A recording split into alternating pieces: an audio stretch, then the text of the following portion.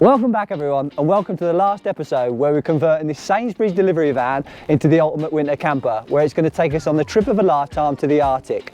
So to mark this momentous occasion, we thought what better way to celebrate. Oh. That's it! Come on! Last week! If you don't know what this madness is about, you'll have to tune into last week's episode. Let's get on. Feeling a bit warmer and dry now. I had to go and have a shower and put some clean clothes on before I could talk to you some more.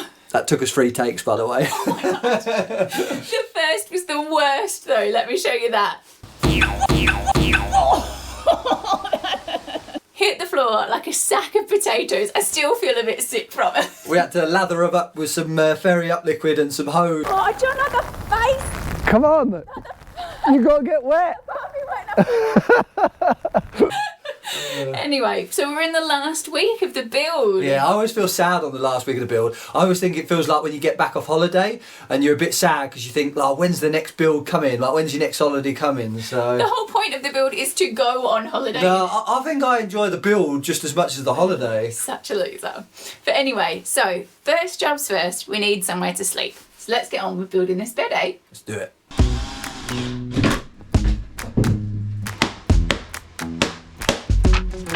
With you, the sun is shining 24/7.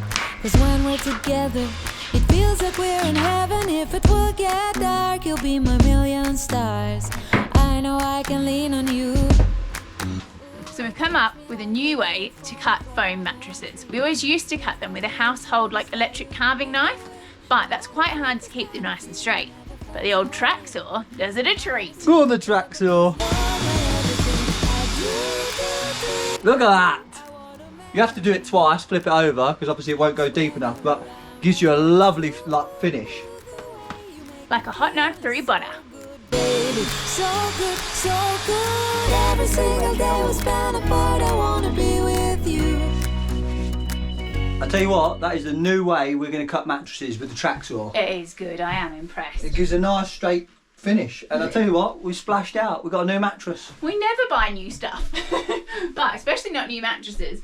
But I needed one that was only 10 centimetres thick, because obviously we didn't want to have to put the worktop too low in the kitchen, but we didn't want to put the windows too high. So we only had like a certain amount of space for the old mattress to slide out in. So yeah, happy. Beauty. So this is what it's going to be like normally when we're living, everyday living and everything like that. We'll have plenty of space, and then when we want to go to bed at night, just undo the little locking latch, slide it out, and then chuck the mattress over the back. We have a double bed, so we've got to do a couple of mods on it. So we were hoping we'd get away with not having a support in the middle here, and it's pretty secure, but I think we just want to give it the extra rigidity. Normally I over-engineer everything, but this just needs a little bit more. And then also we're just going to cut like a little section out there like they do on dog beds and that, so when you're getting in you won't scuff your shins on that bit of wood. And then to put it away, nice and simply pull the mattress back, do the locking mechanism. Job's a good one. And we're on with the next job, which is putting in our table and our fold-up bit of worktop to give me a bit of extra kitchen bench top space. And if you missed it, the way that we keep our wood from bowing, or at least try to anyway, is we put in this 25 by 5mm aluminium strip into a bit of a routed channel underneath, and we glue and screw it. So if it bows with that, we got no hope. Yes, you drilled through the outside.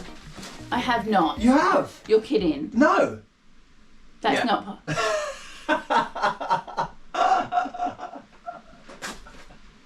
John, that's not even a little bit funny.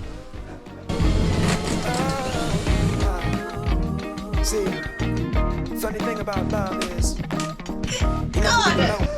Maybe we should get a cordless... Did you hear that? Did you hear it? been searching, though I wasn't looking for much. Checking out the scene, wasn't trying to get my numbers up. You know I keep it. There's one done. Ooh, I prefer to stay in the cut. Don't want no attention on me when I'm trying to shake the blues up off me. But then I saw your face. So that's another job ticked off the list. We've got the folding worktop on. It just clips up like this. I I think the hinges were only about 20 quid off of Amazon, and it gives me so much more workspace. Also, if I need a bit more, I can turn around and use our table. And we're so happy with how this design's come together. Really glad we changed our minds and kind of did this angled space here. But the biggest thing that makes a difference to this van, I think, is being able to have your bed this way, because it just gives us so much more space. And we love having a bed that is easy to make up. We don't really like having to like put your sheets on and stuff every night, but that does fold away to give you a bit more living space. But what I would say about layouts, and we've had lots of questions, is they are a really, really personal thing, because everything with van life is in reality a compromise.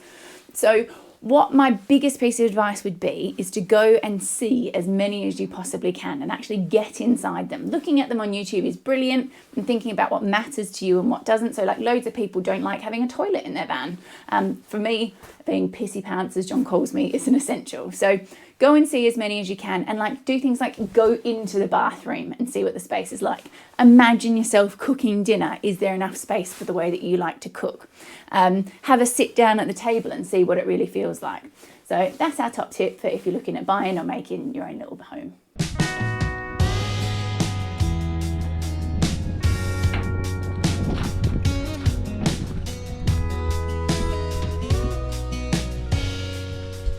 Morning everybody. So last night John got the cutout done on the front of the bed, and I got these removable covers sewn up so we don't have an ugly blue bed anymore. So let me show you the finished product. Don't think that's going to get old soon. And then John also got made this little leg, so it just clips in like that and then slots up.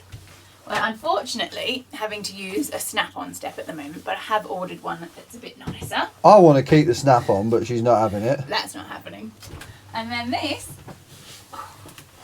is our lovely comfy bed. So happy with it. A couple of comments we did have, because we popped this on Instagram last night, and a couple of people were a bit worried about the gas hob.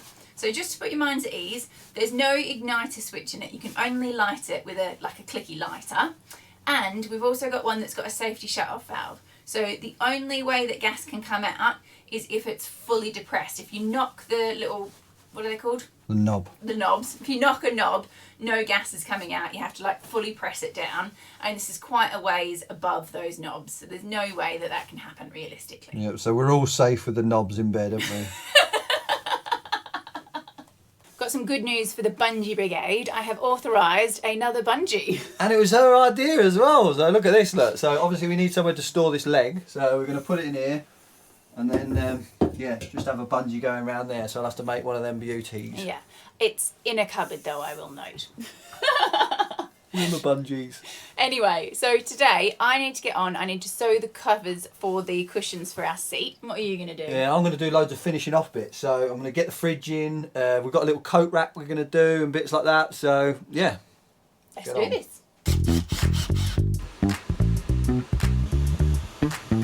If you didn't watch the Defender build, I make these little bungees. You can buy these little hooks and these little D-rings as well, and they come in handy for all sorts. So that's what I'm going to secure this on with. But what I'll do is I'll drop a link in the description for the video where I did it, and I'll put a timestamp on it as well, so you can just like click on that on the video to the time, and then you can see how I make them. So then that bungee, look, just got a little hook on the end, and it goes on there. So when I put this away, slot it in like that, bungee round. Job's a good one. And then also I make these up as well, so I'll drop a link in for these. So these are just little R clips, and I'll make the wire with some ferrules and some heat shrink, and these going to go on there like that, and it just stops the little wing nut spinning off the max tracks. And then this side I put a padlock and a little R clip as well. And then on the rear as well, what I've got to do is, because obviously the jerry cans I want to secure them, so they're all secured on the bracket, but I want them so nobody can nick them. So I've got a bit of a heavier duty wire and a padlock there. And yeah, like I say, nice and secure.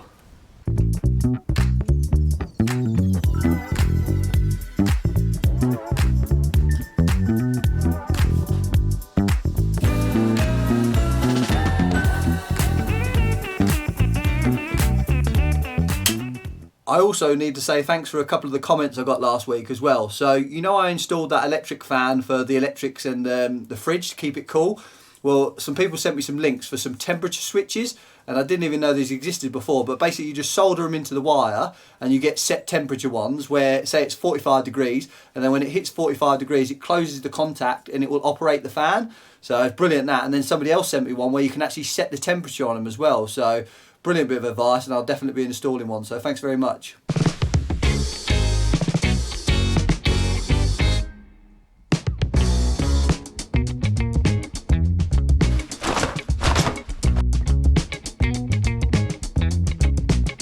That'll do for me.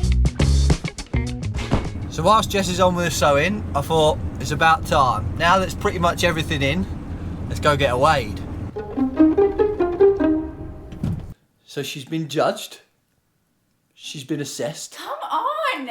and she's been weighed. He won't tell me till he tells you. He's driving me mad. How much do you think she weighed? Not you, the people. What do you think she weighed? So she was 2,060 kilos when we first got her, and that was with the AC unit removed and the steps, but that was no spare wheel and obviously absolutely empty. Stop dribbling on. Have a guess then. Right, my guess, I was thinking about this while I was away, 2,950 kilos is my guess. Not bad, very close. Ooh, 2,860. nice.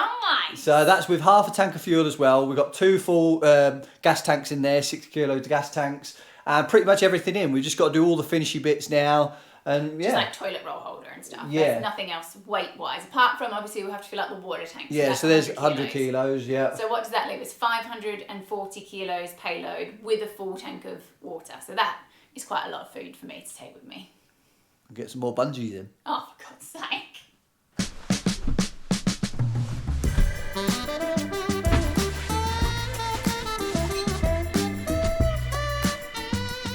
Morning everybody. So I spent all yesterday afternoon sewing, but I think you'll agree it was worth it. It's starting to look like a proper little tiny home in here, isn't it?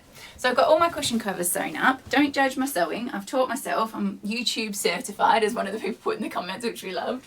I've got my nice Nordic bedspread on and started to get a few bits in as well, all the van life essentials. You'll notice, however, that this monstrosity of a shelf up here is still empty. Do you want to tell the people why, John?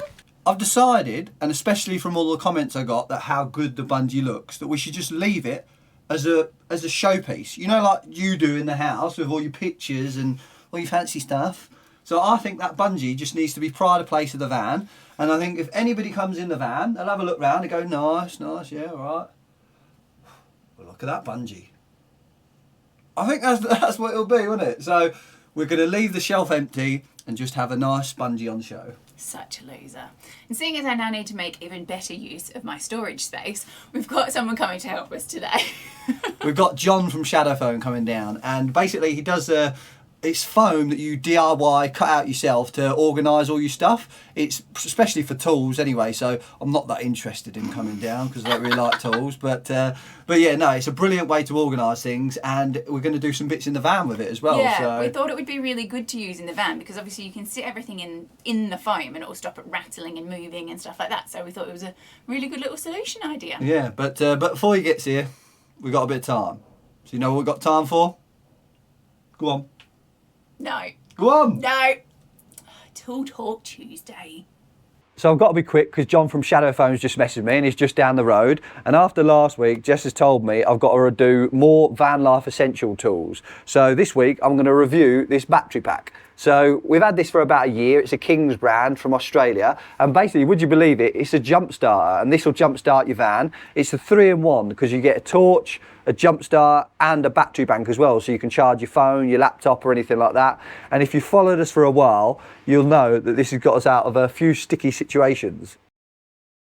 Remember we told you, you've got to drive with your lights on in Switzerland. Well you do, but you also need to turn your lights off when you stop. We got a flat battery. Oh God. Let's hope this little beauty that we got in Australia works, little jump pack.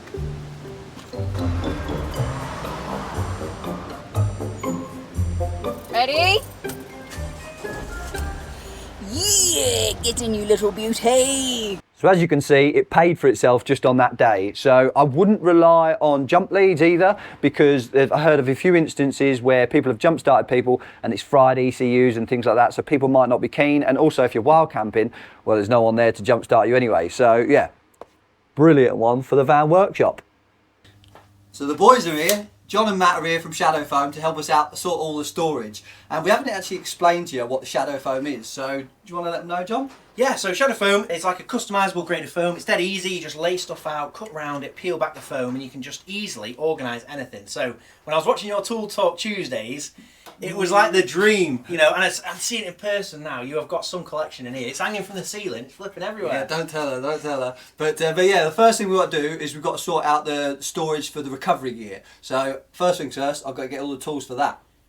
Now the worst part is, Jess says I'm only allowed to take essentials. So what do I take? These essentials, Jess? For the love of God, John. That's a no then. What about this? Getting closer. You wouldn't mind that, would you? Keep you warm. I've settled on this. Is that alright? Well, if John can fit it in the case, it is. I'll do. So he's only gone and bloody done it, hasn't he? He's got it all in. Took a bit longer. I think I took extra care and extra time because it was your setup, and the flip it, you threw me a few curveballs there. That big flipping strap, that's the biggest, trickiest item I think I've ever cut in foam, but it's all in there. It's so looking impressive, I have to say. Yeah, so I've saved you an item here so I can show you how you do it, just so you can see it's all done by hand and I didn't snifle it off and do it with a machine. So basically, you just place the item where you want it to go. Use the scalpel that comes in the cutting kits. Make sure you got the glove on because it's dead easy to nip yourself with these things. And then you literally just use the scalpel like a pencil and you just cut around the tool into the foam. When you're doing this trace cut, it doesn't really matter how deep you cut. You're just trying to capture the silhouette of the item on the foam. Once you've gone all the way around, met back up the start, you can take it away. And then with this item, it's like 8mm, something like that, 8-10mm. So we want to make sure we've cut down at least 8-10mm. So then we can peel out enough foam so that the tool will sit in there nice and flush with the surface. You can then just push your finger down one side, doesn't matter if it's this end or this end, and you literally just tear the foam, you just peel it back towards you and you kind of chase it along with your finger. That's the beauty of having the dual colour. If you know, when you come to this toolkit, like you're going up to the Arctic and you want to make sure in a quick glance, is it everything in there? No one's like lent your pliers and not put them back. Yeah. You can see it's missing and you can go and hunt it down, but obviously also you can see everything's there. So the only thing I've got to do is add some finger pulls, otherwise I can't get any of this stuff out. But with finger pulls, it's all done and it should fit in there. That's the tray, and even with all the weight of foam in there, it still works as a tray. Job done. Job done. Happy days. If you thought that recovery kit was cool, wait until you see what they've done with my drawers. So this is my cutlery drawer now. How pimp does it look? It's multi-layered. So underneath my plates, I've got my bowls hidden. And then these are 2 removable little shelves. We've put the things I use most on top and then the things I use less underneath. But they're super lightweight, super easy to take in and out. And they've even left me some foam so I can sort this drawer out too. So it's super easy stuff to use. And if you want to see in detail how they built John's recovery kit, that video is actually already live on Shadow Foam's YouTube channel. So you can go over and check that out. Came out last night. And the build they've done for my drawer is going to go live on their channel on the 17th of November. So make sure you look at those little beauties. Also, they've given us a 10% discount for you legends. So all you have to do is use the code TRUEBLUE at the checkout and that lasts for a lifetime. So whenever you fancy yourself some Shadow Foam, you can go and use that. I can see loads of cool uses for it, especially when we get new natty bits out on the road, although I am dreading what John's going to do with it. So there's also a few things around the van that we haven't had time to show you at the end of episodes and things like that. So we'll do a quick walk around now and show you them. So I've got the old spotlights wired up, so they all work now. So at least we can see where we're going. And then also I've got this recovery point rigged up. So I'd say if we get stuck, but I think it's going to be more when we get stuck, we can get pulled out. And then on this side, we've got the 240-volt socket in there. And then also with the steps, I was hoping that I'd get away without putting any support on, but where they come out quite far, there's quite a lot of leverage on them. So I've made some little angle brackets up, which bolt to the chassis. So then it just gives it a lot more support. And then on all 3 doors as well, what we've done above them is we've just fitted this J trim, this aluminium J trim, which is like a weather strip. So just any snow or rain that runs down, at least it runs off. And then I'll show you inside the garage as well. So as you can see, that's the gas locker, that's the back of it, all the pipes along there, and then all the plumbing's in and everything there nice and neat, all wired up and everything. And then on this side, we've got the gas locker in, and we've got 2 6-kilo gas bottles in there. We've fitted the drop vent in there, so in case there's any leaks or anything, and it's all sealed and everything as well, so that's all finished. And then we've got the foam seals on the shower door, so that should stay nice and watertight when we're having a shower. And you saw John fitting this coat rack up here, and we wanted to do that just to tie in with a bit of the wood on the roof and the worktops. Still needs a few like homey natty bits, but I'm hoping I can get those out on the road because I love going into all those little shops. So I think that is a wrap on the Sainsbury's van build. It's unbelievable, honestly. We were talking earlier about the reel we did at the beginning with our plan for the van, and it's just turned out so much better than we ever could have imagined. Yeah, it seems so long ago now. I know. Doesn't Well, it? 2 months ago, it's taken us 8 weeks to do this, which is exactly what we said actually. Yeah. So that was lucky. But we just want to say thank you so much for coming along on this journey with us. And we have to say we have loved the comments. The comments, like, you get the odd one that you're always going to get, but most of them absolutely brilliant. And that's one of the things I miss the most about work, like the banter with the lads. And it's almost like I get my little fix from the comments because some of them are absolute gold. Honestly, I'll be sitting there like sipping my tea or something. All of a sudden, John chucks his head back, huge, great big belly laugh. So, Yeah, so make sure you nice. keep the banter coming. Like, I love the banter and all the support we've got as well. Like, Just can't so thank enough. grateful. Really, People have been so kind. So thank you so much for that. But it's not all over because next week we're going to do the van build cost video, the elusive how much that you've all requested, and we're going to give her a first go out as well. So make sure you come back for that, and obviously our adventures after. But I can't leave you and not mark this momentous occasion with your favourite smashed it.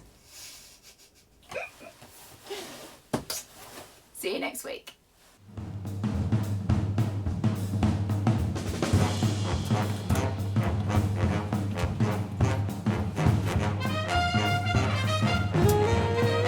We don't need that.